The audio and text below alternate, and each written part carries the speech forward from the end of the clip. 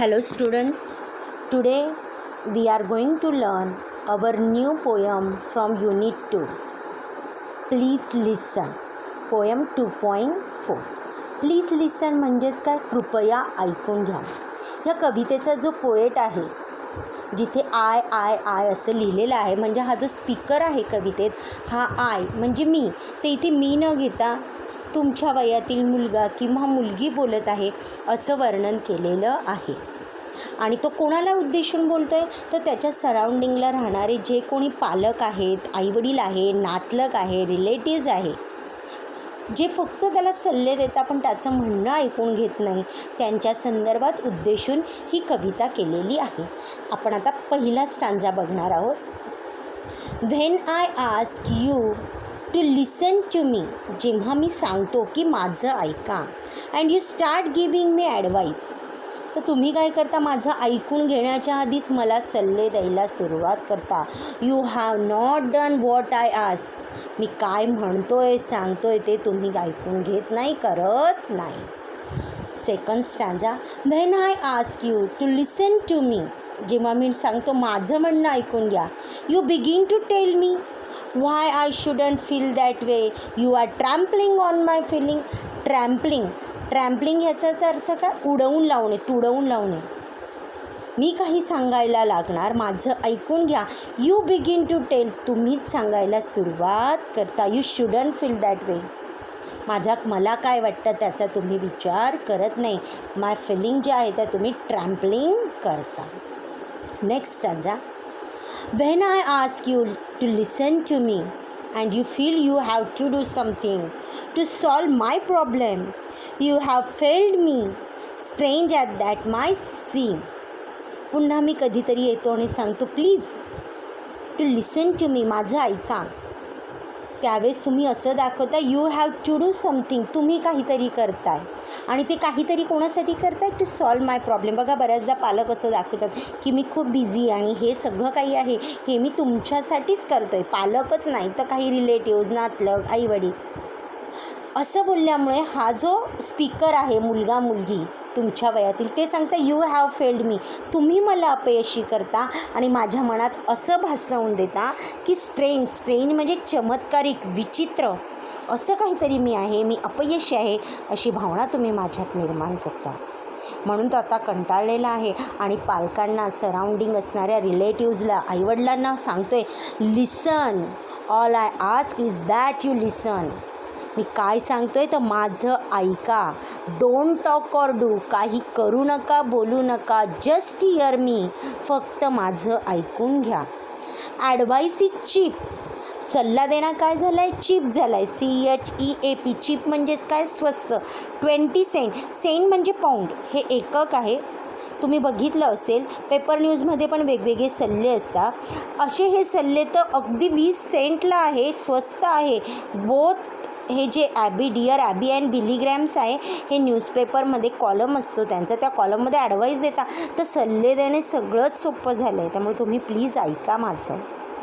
I can do for myself, I am not helpless. May be discourage, flattering याचाच अर्थ काय? अडखळणे. कदाचित असं होईल की मी अडखळेल, डिस्करेज होईल, धाडस माझं खचेल, पण ह्याचा अर्थ मी हेल्पलेस नाही, असहाय्य नाही. मला जे काही करायचं आहे ते माझं मला करू द्या, मायसेल्फ करू द्या. मी हेल्पलेस नाही आहे, बट नॉट हेल्पलेस.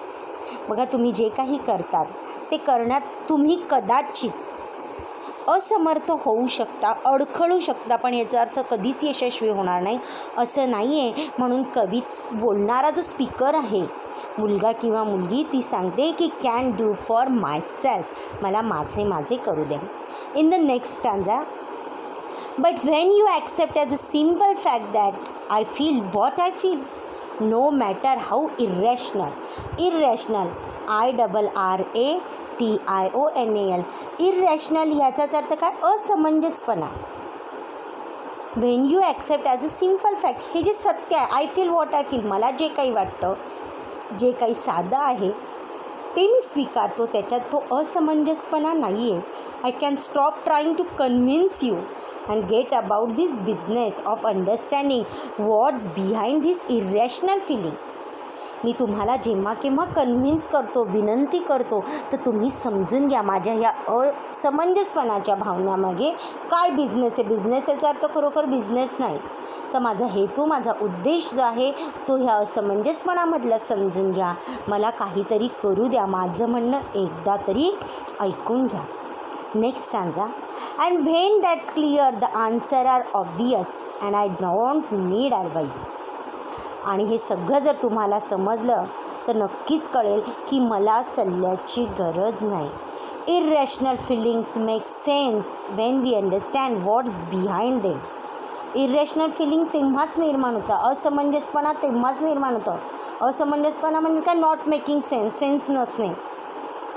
जेव्हा तुम्हाला त्या पाठीमागचं जे काही आहे ते तुम्ही समजून घ्या. Perhaps that's why prayer works sometimes for some people, because God is mute and He doesn't give advice or try to fix things. बघा, काही वेळेस आपल्यालाही काही संकटात, कठीण परिस्थितीत कळत नाही. अशा वेळेस कदाचित आपण प्रेयर करतो. का करतो? कारण आपल्यालाही माहिती आहे, आपण प्रार्थना करतो, आपले जे काही इच्छा आहे, मत आहे, म्हणणं आहे ते आपण देवाजवळ मांडतो. का? Because God is mute. देव फक्त ऐकून घेतो. तसं पालक किंवा मोठ्या व्यक्ती किंवा आईवडील हे आमच्यासाठी देव आहे. आम्ही जे काही करतो ते त्यांनी ऐकून घ्या.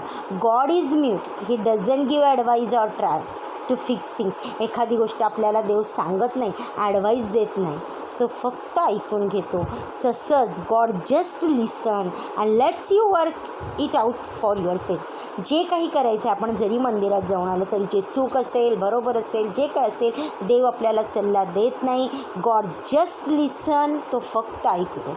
Let's you work for your self. जे काही काम करायचे ते तुमचं तुम्हालाच करायचं आहे, आपलं आपल्यालाच करायचं आहे. म्हणून कवी जो आहे, स्पीकर जो आहे कवितेतला, तो म्हणतो आहे, so please listen and just hear me. म्हणून कृपा करून फक्त माझं म्हणणं ऐकून घ्या एकदा तरी. And if you want to talk, wait a minute. तुम्हाला बोलायचंच असेल तर 1 मिनिट थांबा, माझं बोलणं होऊ द्या. For your turn. जेव्हा तुमचा टर्न येईल तेव्हा तुम्ही बोलाल. I will listen to you. मी पण तुमचं म्हणणं ऐकून घेईल. या ठिकाणी किशोरवयीन वयातील जे मुलगा असतील किंवा मुलगी असतील, त्यांनी आपलं मत आपल्या पालकासमोर किंवा आपल्या आईवडिलांसमोर, आपल्या रिलेटिव्हसमोर, आपल्या आजूबाजूचे जे मोठे व्यक्ती आहे, जे फक्त सल्ले देतात, ऐकूनही घेत नाही, त्यांच्यासमोर आपलं मत व्यक्त करण्यासाठी ही कविता लिहिली आहे. आता इथे पोएटचं जे नाव आहे ते अननोन लिहिलं आहे. म्हणजेच या ठिकाणी ही जी कविता आहे ही कोणी लिहिलेली आहे, कुठल्या किशोरवयीन मुलाने लिहिलेली आहे ते सांगितलेलं नाही आहे. या ठिकाणी आपली जी कविता आहे ती संपलेली आहे. Thank you very much.